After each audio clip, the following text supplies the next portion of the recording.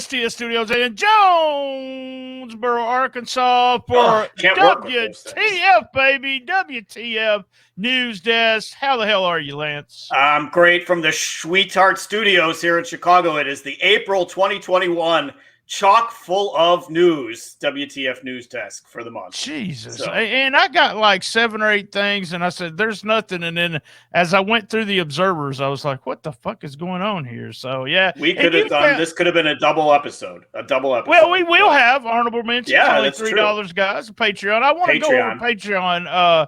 All episodes, Memphis in May. And what we're doing is we will have this episode. We will have Dynamite tomorrow night. And then from that point on, by the way, Austin Lane will be here Thursday in conversations. And from that point on until the end of the month, everything is about Memphis wrestling, either the local area or about championship wrestling from Memphis. We have a Rolling Into Mempo t-shirt we're giving away, along with a personalized video message from Dustin 5-Star, Power Pro DVDs, Memphis History Book, artwork, original artwork of Jimmy Valiant and Joe LeDuc, a bunch of extra stuff from our sponsors. And all you have to do, we're not really supposed to do this, but this is what we did last time, is you subscribe to Patreon. And we have this big wheel, and we keep turning the wheel until we get all the way down to the winner. That was a lot of fun, and we're going to do that again after this month is over. And how do they find that? That's on Patreon. That's in Patreon, and there is. Just look for Shooting the Shzinit. It's all over the place. It's in the notes. It's in a commercial before we get started. It's everywhere, guys. And they have the opportunity to win that great prize package as well as getting the episodes early. So there's so much for $3 a month. I mean, come on. And there's something that hasn't even been released yet from one of our sponsors that I know what that is. We may throw that in. So there we go. I know what that is. Worth way more than $3. So all you got to do is subscribe in the month of May. That's all you got to do. A big thank you to all our listeners. We're just humbled, is all I can say. From April last year, we have had an increase of 289% from last year, 203% over the record. So we beat the April record. An overall increase of 236% so far in 2021. And I sent you this. It's in October somewhere that we got these downloads that we have now. So it's crazy that we have so many people. It has a lot to do. Well, we contribute to doing these videos every month. And also, we are on Memphis television. CW30 is the top CW station in the United States. So there you go. We're getting a lot of response, a lot of archives, lots of archives. And didn't you say that the WTF is one of the most viewed shows that we do? The video was the most viewed last month. Now, when it comes to totals, you're looking at Rolling Into Mempo because it's all over the place. So it's on YouTube, it's everywhere. But when it came to the videos on Facebook Live that we're doing right now, last month, WTF was #1. So, guys, we're going to get with it, but we want to do something real quick. We don't do a 10-bell salute, Lance and I, for the wrestlers. We never done it because even though, don't get me wrong, some of the wrestlers mean a lot to me, but it's just one of those things. I just never have done it. So, but we had a friend of ours pass away recently, and he was very important. Well, he's very important to me and you because we would have never met for the first time if it would have been for John Gallagher. Yeah. Yeah, very likely that a lot of us, like we've been saying this in various groups too, that a lot of us would never have even met each other had it not been for the efforts of guys like Meltzer and John Gallagher, with the dirt sheets, the wrestling, newsletters that we all participated in the 80s and so on. So John Gallagher leaving us far too early. We found out about it last week. And we know he had been sick for years. We knew he'd been ill for years. But just still, it doesn't soften the blow of finding out that he's left us and he's no longer with us. So just a great guy, just one of the most genuine people you would ever meet, whether in wrestling or not in wrestling. The thing that he and I shared so much is that we were both out of left field. We were both Dodger fans. And so when the Dodgers won the World Series, of course I was excited, and I know John was excited too. And I looked at it like when we found out we lost John, I thought, they said that about Tommy Lasorda. Tommy Lasorda passed away right after the Dodgers had won the World Series, but he got to see one last championship before he left. And that's the way I kind of looked at John. He was such a big fan of the Dodgers that he got one last championship to make him happy before he departed. So I was happy about that. The Meltzer actually wrote a really nice piece about John and talked to Sean. I always say Sean Grandy. Yeah. Sean is actually worked on the Wrestling Forum, which was John's newsletter, fanzine, whatever you want to call it. And back in the day, and Meltzer really put it over, but it was, there was only a few that you would consider top, and he really thought the forum. And I never thought about it. I always thought because the Torch has been there for so long, but he was doing the forum way before the Torch. He told the story on our podcast that he didn't even know the Observer existed when he started his newsletter. So that was pretty neat. And then in Memphis, Meltzer was there. But what I always remember about the Memphis convention is that all the wrestlers came thinking they was going to work us in the sense that they were going to kayfabe us.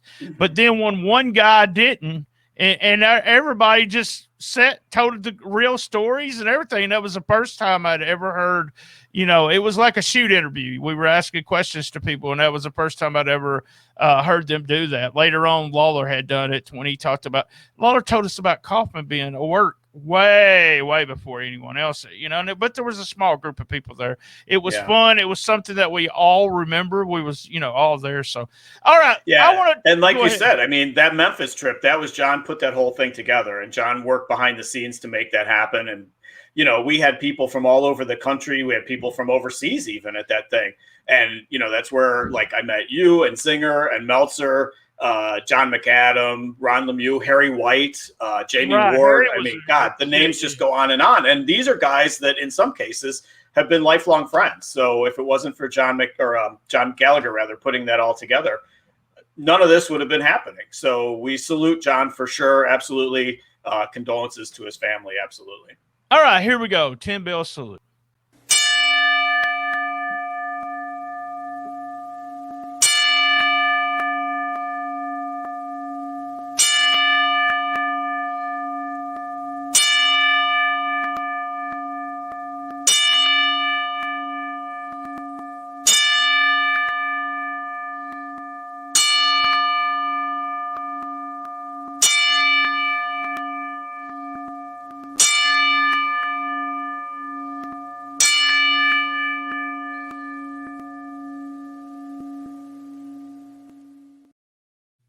All right. Thank you. Condolences to the family too. I talked to one of his daughters and they were real excited about being able to listen to the podcast and him talk about wrestling. Be missed, man. He was in our group here and there. Absolutely. So good. All right, go ahead. Absolutely. Let's get started, man. All right. So we are in the WTF News Desk studios, and we're going to bring it back. We're going to have some fun. So at number 10, where we always start, Brian, we are not starting where we always start. Oh, I know. We're starting with our stipulation match, but we're not going to Japan this time. So we're staying homegrown. We're going to Game Changer Wrestling. The show was on April 9th in Ybor City, Florida. It was Mania weekend. The match was Nick Gage beating Ricky Shane Page. Shout out to Eric Kroll on that one.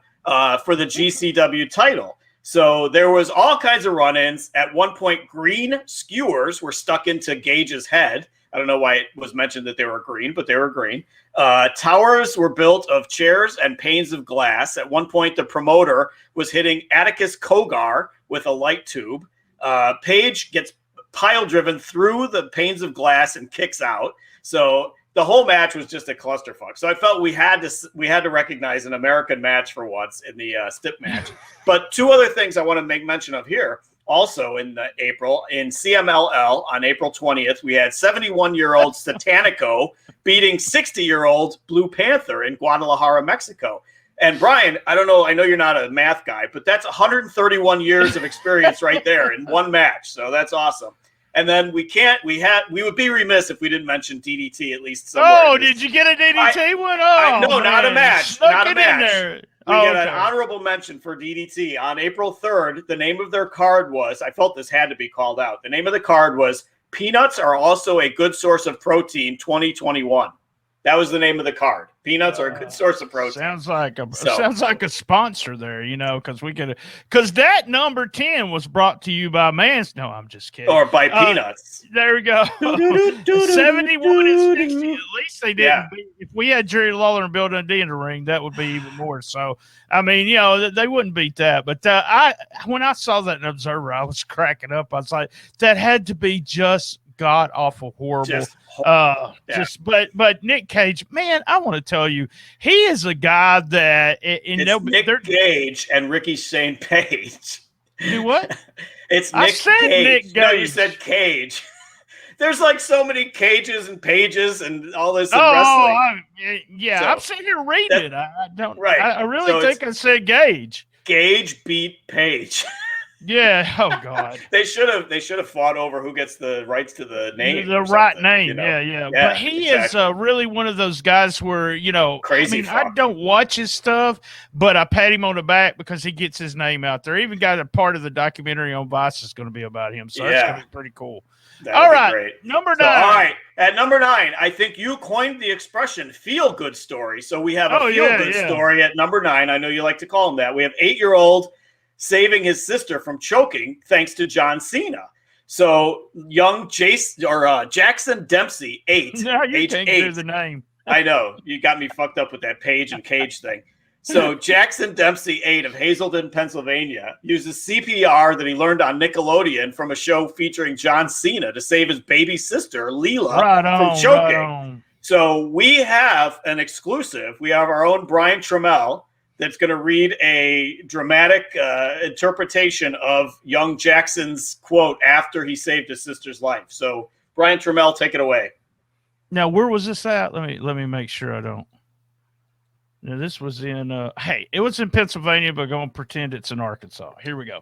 8-year-old child. That's what you got to channel. Well, we were driving to my haircut, and I noticed she was starting to choke. It was a chicken nugget from McDonald's, and I told my daddy, I said, "Daddy, pull over." And then I was starting to pat her back, and it just got out. So, in other words, excellent job. I really felt like that was like De Niro-esque, channeling the 8-year-old Jackson Dempsey. Thank you. Let me just say, he's got heat with me because they said because they said CPR. That wasn't fucking CPR. He just patted her on the back. What the hell is that about? We got heat. So, Nick. His father, Matt Dempsey, not Nick Gage. He had nothing. He would have taken a pizza cutter to the sister to cut the chicken nugget out. So Matt Dempsey, his father, praises Jackson, saying he learned it from Cena on The Substitute, a show on Nickelodeon. And he praised Jackson for springing into action because he said if he was only in the car by himself and Jackson wasn't there, the little girl would have been a goner. So we salute Jackson Dempsey. You do. I do. Yeah. Apparently you do. Now. This is not a feel good story for you. It's a feel okay story, I guess, for you. So, all right, number 8, we have our MMA. God. We have our feel bad story, MMA crime blotter for the month of April. So this time we narrowed down the crime blotter to MMA because all the stories involved MMA this time. So we have Rob Broughton, we have Tyler East, and Johnny Case are our celebrities in this month. Did you say Nick Case? Nick Case? No, not Nick Cage or Adam Page. None of them are there. Ricky Shane Page, none of them. So former UFC heavyweight Rob Broughton, who was a 38-year-old, 16-7-1 record, is involved in a drug case in England, the case of John and Alan Robin, accused coke dealers in England. So this Broughton guy was their enforcer and payment collector. I'm like, yeah, that's perfect because this guy's 200-something pounds. I mean, he'd be a payment collector, like an old school, like the enforcer for the mob. So in his illustrious career, he beat Butterbean, but he had a loss to Travis Brown, who was the guy who knocked up Ronda Rousey after like 10 years of trying to get Ronda Rousey pregnant. So he finally, congrats to them that she finally got pregnant. So anyway, Rob Broughton in charges in England for that. We have Tyler East, the late Tyler East. Hold on. You've seen this guy, right? A picture of him? Guys, y'all need to look up this guy.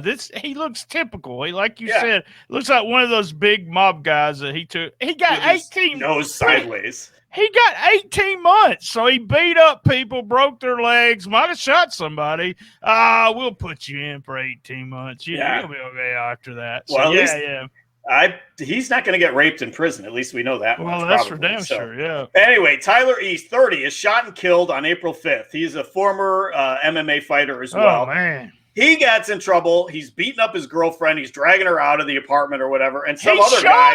He shot her, too. He shot her. He beats her up. And some other guy comes out of left field and shoots him and kills him and gets away. And so that guy's on the loose. So this is all in Los Lunas, New Mexico. And this guy, Tyler East, had a history of coke binges and domestic abuse. So sounds like a Herb Abrams kind of story to me. But anyway, so Tyler East is no longer with us because he got shot after this other guy stepped up to the girl's defense, I guess, and killed him. So, and then our third MMA crime blotter is this guy, Johnny Case, who was suspended by PFL. Johnny Cage? Johnny Case, not Cage. You're fixated. Professional Fighters League is the new league on ESPN. I don't know if they're new. Right. Anyway, so he's suspended because he has assault charges filed on April 1st. He was with UFC. This Johnny Case, not Cage, was with UFC from 2014, 2017, had a 27-7-1 record as a lightweight. The story here is TMZ reports that he was in his ex-girlfriend's apartment with her in Vegas and starts coming on to her wanting sex. I'm like, first off, why are you in your ex-girlfriend's apartment and why are you wanting sex with her? She declines. They start getting physical with each other. Turns out she is also an MMA fighter.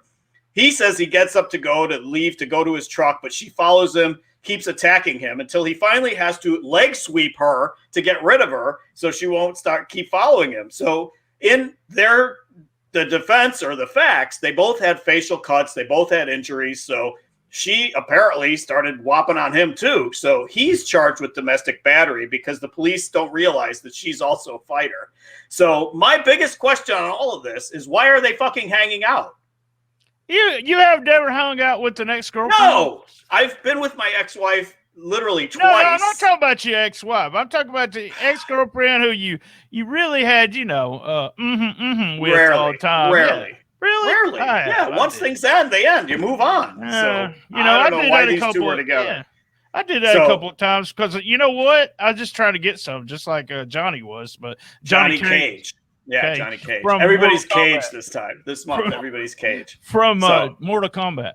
All right, number 7. All right, number 7 is Charlotte Flair's strange month. So, I don't know. This is a really strange month. So, she's with Andrade. They're engaged, whatever. Andrade says in an interview, WWE told her she was pregnant, so they pulled her from Mania. And ironically, at the time, she was feuding with Lacey Evans, who really was pregnant and had to walk away and leave due to her real pregnancy.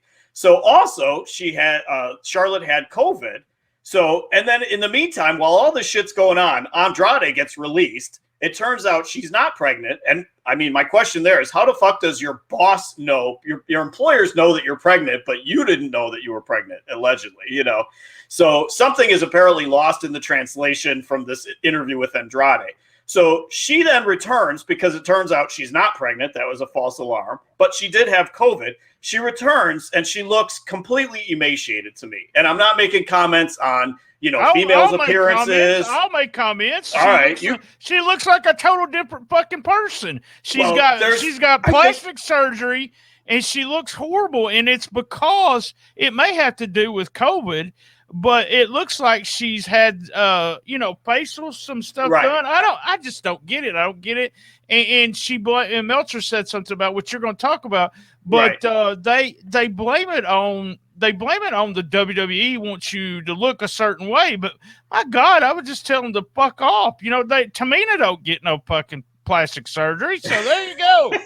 And she might be the most over girl right now. So that's a great thing. I mean, the thing when she returned, and I know I watch Raw, you guys don't watch Raw, but I watch Raw. She returns and she looked terrible. And I'm saying, I know you're saying it from a different perspective, but I'm saying she looked terrible from a health perspective. She looked like she came back way too soon. That was my take on it. Here's what I want to say is that you actually messaged me and you said, and for people that might listen to this and go, man, they're just fucking talking down on Charlotte Flair. You actually messaged me and said, I hope she's okay. I hope she's healthy because she doesn't look healthy.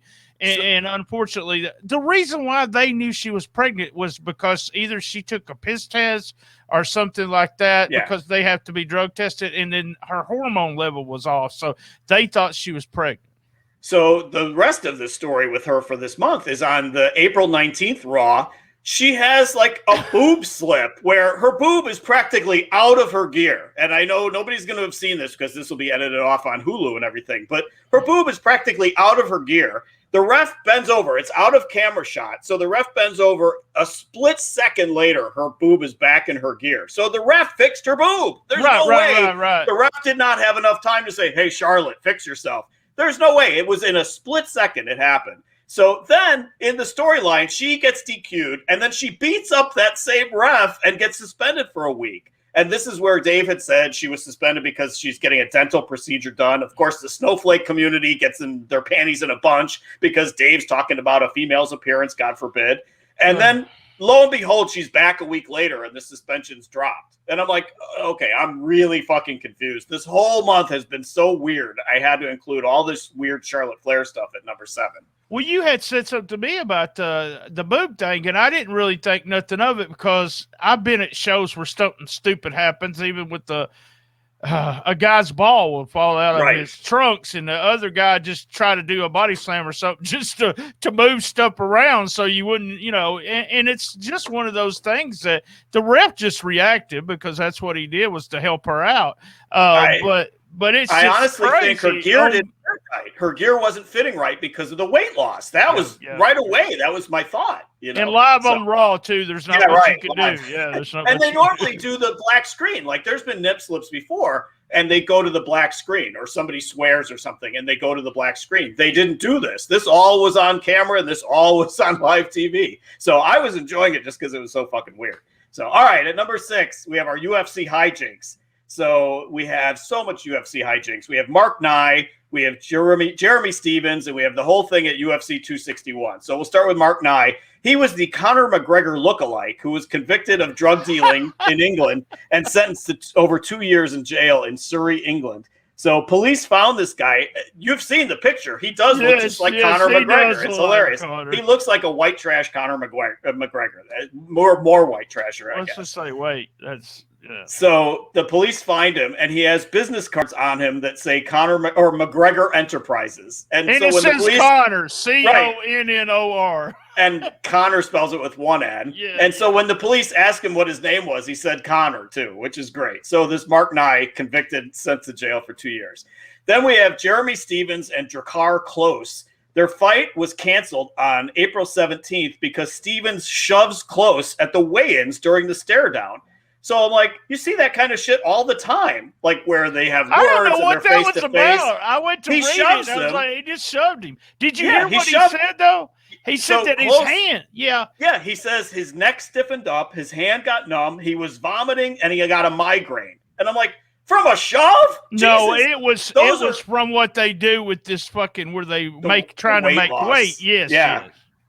I mean, those are things that I would feel like probably after I got my ass whipped in an MMA fight, I would feel those things. But from a shove, there's no way. So anyway, scared the shit out of me, man. But to cancel the fight because of a shove is just that's not. Yeah, that's so what it was about. So and then at 261, UFC 261, which was the Jacksonville show, which they finally had the crowds back again. We had a "fuck Jake Paul" chant go up. And Joe Rogan on the broadcast, Joe Rogan asks, what is that chant? What's the chant? And then they figure it out. Like in the next round, they figure out what the chant is. Daniel Cormier gets pissed and says, I'll slap him in the face. And this Jake Paul asshole had been claiming that his pay-per-view numbers were better than UFC numbers. So he just keeps fanning the flames. He just wants a fight with somebody in UFC to make some money. So, and then the last thing from that show, 261, Chris Weidman, who's been there forever, Weidman horrifically breaks his leg in the fight with Uriah Hall. And it's so bizarre because he was in the fight when Anderson Silva broke his leg in the exact same manner. They were both blocking a kick and their leg got snapped. And that was in 2013. So it was ironic that it happened to Weidman after Weidman was the guy who broke the other guy's leg. But that happens. But the weird thing about it is that UFC immediately started using that clip to promote their next shows and to promote Uriah Hall as a badass fighter. I'm like, well, that's a little tacky. I don't care, man. I love that. I love that. Somebody might get killed. Somebody might come to the UFC. Yeah. Somebody might die. Hey, I want to say something about Jake Paul. I want to tell you, man. I talk about patting somebody on the back. I know, man. Look, he got tons of pay-per-view buys, and he knows. Let me tell you, he's a wrestling fan. He's working everybody. This is all he's doing. He's just being an asshole to get some more. And he'll get his ass whooped this time. Just let me say that. I really seriously think. Unless they keep putting him in fights that favor him and the rules. You know, hey, but they're buying it. If he's that's true, because everybody hates him, so they want to see him get his ass kicked. You know, so that's true. I love guys that go to business, kind of go to business for yourself and try to make yourself bigger. I have no problem with that. But I wanted to go ahead and buy that pay-per-view because everybody talked about it like it was one of those Japan pay-per-views that has all the crazy stuff on it, and it's got all the stars wrestling each other and all kinds of – I forget what it's called. But I almost bought it. Then I said, fuck this. But there was a lot of interest with that. So, hey, we're going to take a quick commercial break, and when we get back, we're going to do 5, 4, 3, 2, 1. And I got a shout-out in another John Cena story. Oh, wow. There's a tease. That's a tease. We call that a tease in podcasting. Yeah, that's a tease right there.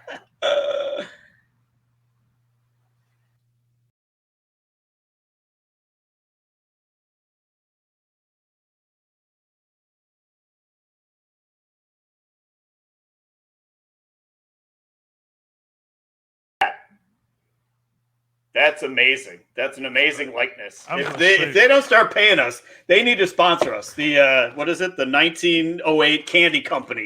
They need to start sponsoring us, or at least get Patreons with us. I want to sue that motherfucker.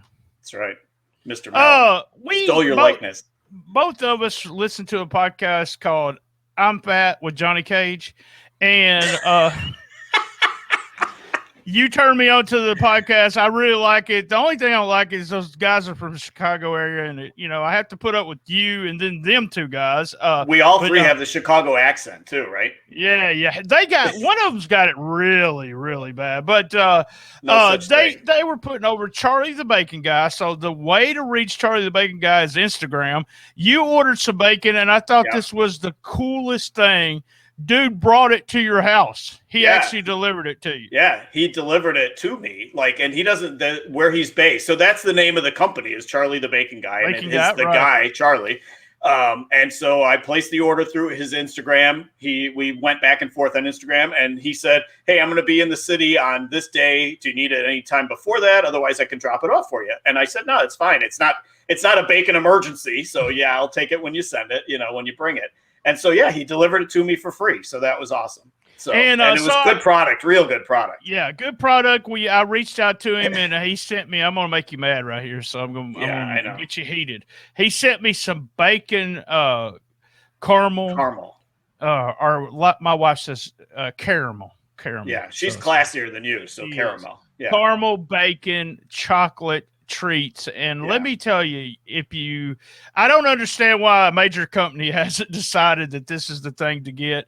Just awesome. The bacon and the bacon jam. Bacon jam's good on everything. It's basically, it's not jam per se, like grape jelly or anything like that. It's basically bacon ground up with onion and I think maybe one or two other things, but it's mainly bacon and onion that are just ground together. Yeah, and sugar. And then maybe brown sugar or something. Yeah, and then you can put it on toast or you can put it on crackers or whatever. It's amazing. I asked Charlie, is it protocol if I eat the whole thing at once? The whole tub is 8-ounce tub, 12-ounce tub or something.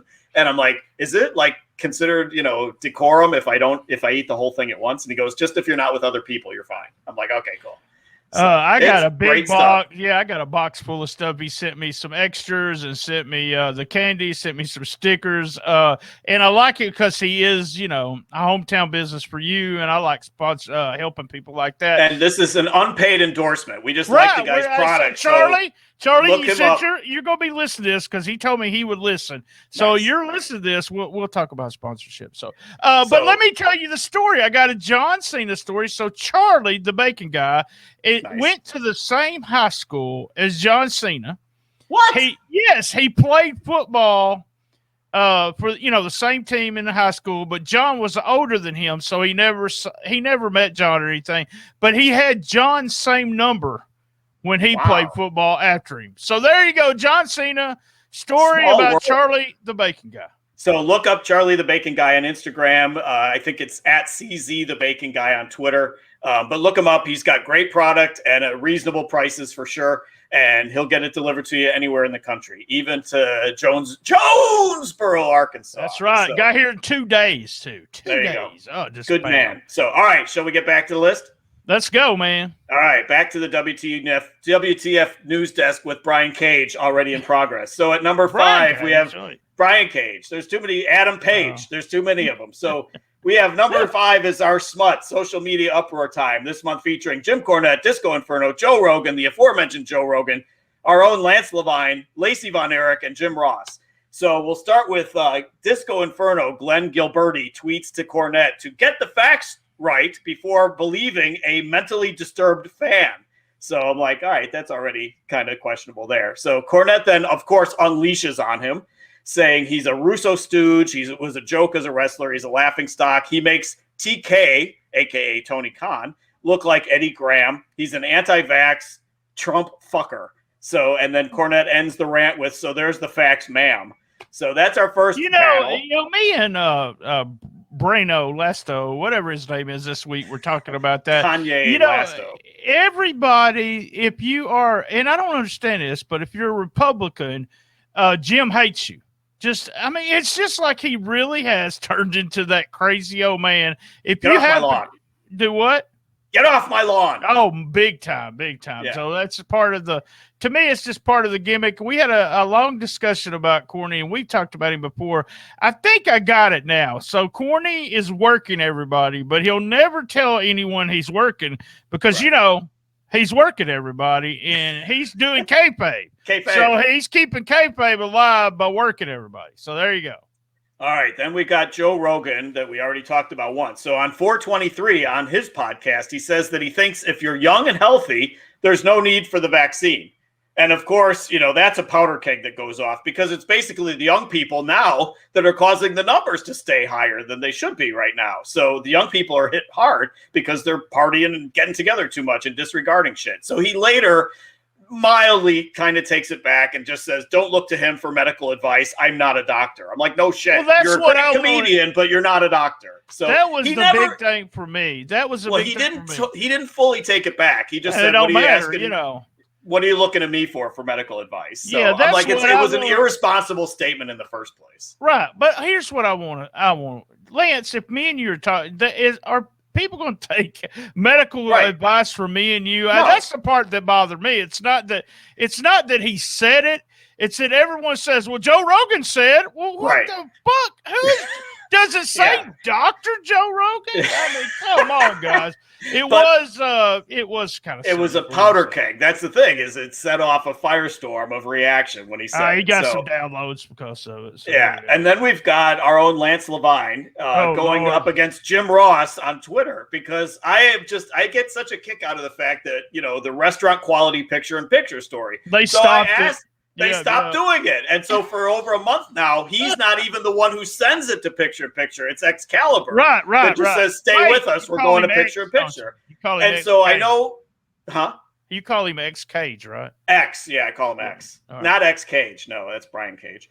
So, but I believe Wade Keller or somebody called Ross on the whole stupid restaurant quality picture-in-picture. Then within a couple weeks, it was done. Not only was it gone, but he's not even sending it to that segment anymore. It's X that's sending it to the segment. So I tweet, hey, I hope we can ever get to the bottom of that story. Like, did TK bring you in the office and give you a dressing down or what, JR? So believe it or not, JR actually responds. And he says, it's a huge story, Lance. Great dirt. And I'm like, oh, that's hilarious that it got under his skin a little bit. So I thought he was just being snarky right with you. Yeah. But it might be one of those things where he just he's kind of pissy about it anyway. So he's just grumpy JR, and I got him going. So and then we wrap up with Lacey Von Erich. So I think we both saw two different things with Lacey Von Erich this month. So she was filming herself at this WrestleCon weekend, the WrestleMania weekend.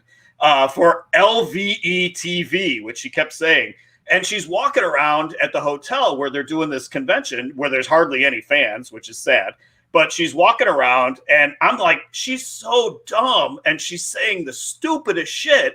And I'm like, is she just like a dumb blonde? I mean, she is just like the stereotypical dumb blonde. And then you see in the shot, she's holding a beer. I'm like, oh, she's drunk. Okay. Because people were saying she was drunk. And I'm like, I don't know. I think she's just an idiot. But then you see the beer. I'm like, okay, maybe she was drunk. So one of the spots is she runs into Kevin Nash and he's wearing an NWO shirt. And she says, oh, my cousins work for them. And I'm like, that would be MLW, you idiot, you know? And she asked Kevin Nash, are you with them? Are you with the NWO? I'm like, okay, that was idiotic. She says she doesn't talk business in her family because everyone died, and then follows it up with, great job, WWE. And I'm like, wait a minute. You can say a lot of shit about things WWE has done over the years and bad things, but killing the Von Erichs was not one of them. I'm pretty sure they had nothing to do with any of that stuff.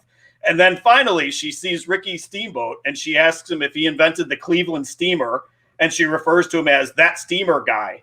And I'm like, this broad is just a complete train wreck. So then you saw something else. The clips that I saw were clips from hours of material that she has on YouTube. I'm like, there's no way I'm sitting through all this shit. No, what she did is she at some point said that she was an alcoholic, you know, went to the meetings, did the whole 9 yards. And then she sits down with Hannibal. I don't know if you're familiar with Hannibal, but he's one of those, he does a lot of shoot interviews. He gets a lot of downloads. It's kind of like Rob, what's his name? Rob Feinstein. Yeah, but he may not be as popular as Feinstein, especially in some circles. Did I actually say that? Too soon. That was years ago. I don't know. You know, it's just, he ain't done anything to me, but for some reason, I just don't really like him. But she is sitting there, and I believe she says it's Thursday, so she can drink on Thursdays. And it reminded, she is just. It reminded me of a story when I was a kid and I was in college. I had a friend have to go to rehab because he needed to go to rehab, but he wanted me to come pick him up, and he told me, he said, "Hey man," he goes, "I'm in for drugs," and I said, "Oh okay." He goes, "We can go get drunk." Yeah, stop and get a six-pack. I didn't know any different. So the third time I brought him back to rehab, the third time, by the way, the guy met me out to the car and said, "You can't come here anymore." So, you know, I mean, drunk. He was drunk. So, rest in peace, Jeff. He was. He could sold you a sack of shit if he wanted to. So that's the kind of guy he was. But real quick, Lacey, believe it or not, I know you don't know this. I bet you don't know. Isn't that from another show? Yeah, it is, but I'm still in it. June the 5th, 2008 edition of STSPOD. She visited 30 minutes with me and was a sweetheart, total sweetheart. And she was sober? She was sober then, but that was in 2008. So in researching all of this stuff, I saw a picture of her with her husband and 3 children. I'm like, oh man, you made the kids proud with that performance that weekend, sweetheart. Train wreck. Just a mess. So yeah, and all these clips are on YouTube. You can find them. So that's why it qualified for the SMUT segment. So all right, at number 4, the story we battled on, we have Hornswoggle beginning his boxing career. So our friend Dylan Postal on April 23rd debuts for Rough and Rowdy Boxing. Did you just give his real name? Did you just do the Dave Meltzer? I stooged him out. Fuck that. Right. Dave would do that, and I'll get so pissed. He'll start talking about somebody, and then he gives their real name, and I don't even know who the fuck he's talking about. David. So Dylan Postal, I said it again, debuts for Rough and Rowdy Boxing in West Virginia. Shout out to our friend Ed. And he loses to Jeremy Smith, who is billed as the world's strongest dwarf. So I couldn't find a clip of this, but apparently Jeremy Smith is about 4 inches taller than Hornswoggle, Dylan Postal. Shouldn't have done so at least his name's not Cage. It's not Dylan Cage or Page. So anyway, they said that Swoggle showed a lot of heart. It was his first fight. He got knocked down multiple times before the fight was stopped in the second round. And that Rough and Rowdy is actually planning on bringing him back again. So hats off to Dylan Postal for his, even though he lost with some dignity in his first fight for Rough and Rowdy Boxing at number 4. We had this conversation because we have Honorable Missions show coming up, $3 Patreon. And it's loaded. It's loaded. So we got, as it's scrolling across all episodes of Memphis in May, a big $3. But I said, how did you get another one of the stories? How did they end up on honorables and Hornswoggle ended up number 4? And you was like, it's a midget story. And I agree with you 100% now. So yes. Anything involving a midget boxing is going to make the top 10. I'm sorry. When we go somewhere, if we run into a midget, Misty runs away from me because she knows I get so excited when I see little person. Oh, I'm sorry, little person. Yeah, little person. I get so excited when I see him. All right, number 3. Jeremy Smith bills himself as the world's strongest dwarf. So is that allowed? Like he bills himself as the word dwarf. So I hope that's politically correct. I don't know. World's strongest too. All right. I think you could take him, Lance. No, I could. But although Hornswoggle might weigh as much as me, he's just a little bit shorter. So, all right, number 3, we might have the weirdest story in wrestling history here at number 3. Wrestler James Riley. James Riley is convicted. This wrestler, James Riley, 33, is a UK wrestler, sentenced to 21 months in prison for assaulting wrestler Rob Wilson, but it happened in a match. So this is the part that's weird. So it's February 2020 is when the match took place. So at the show, there was a no-show, and so these two guys are thrown into the match together with very little time to prepare for the match. So during the match, Riley kicks Wilson in the face hard. Wilson bleeds.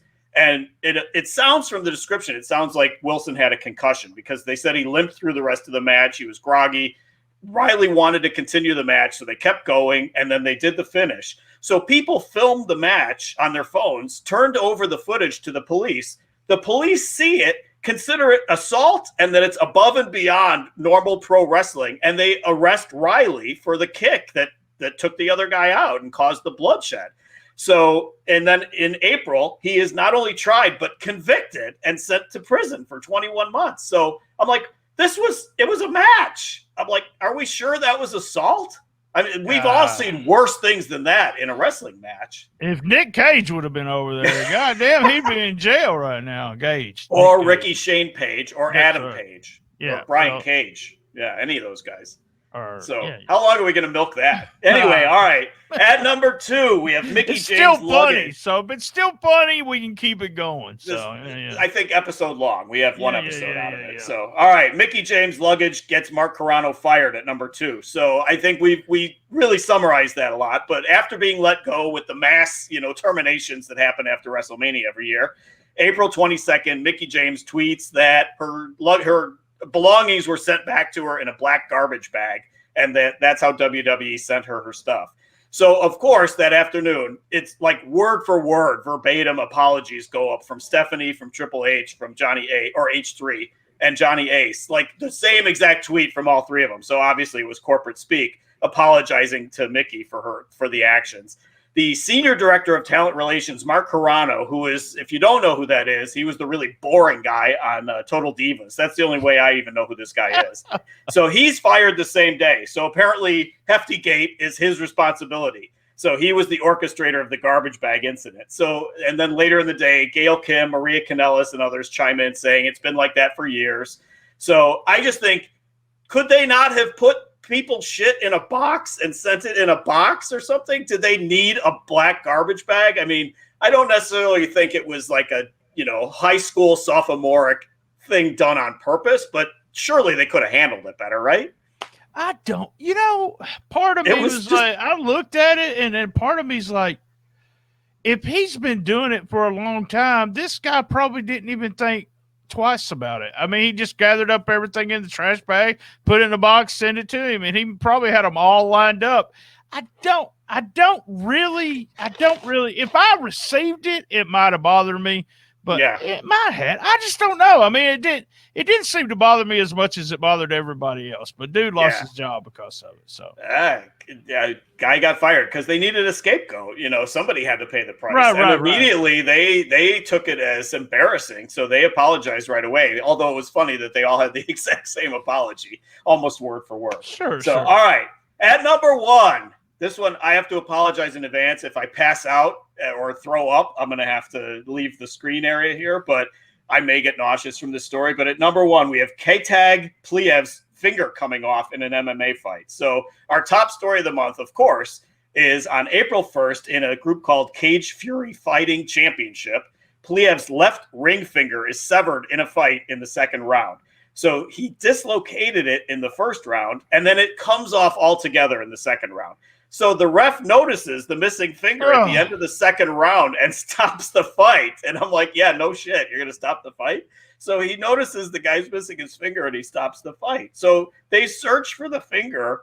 They ask fans at ringside to help them find the finger because they think maybe the finger flew out of the cage. It sounds like a real bad B movie. You know that does. Yeah, it does. And then they eventually find the finger in Pliev's glove.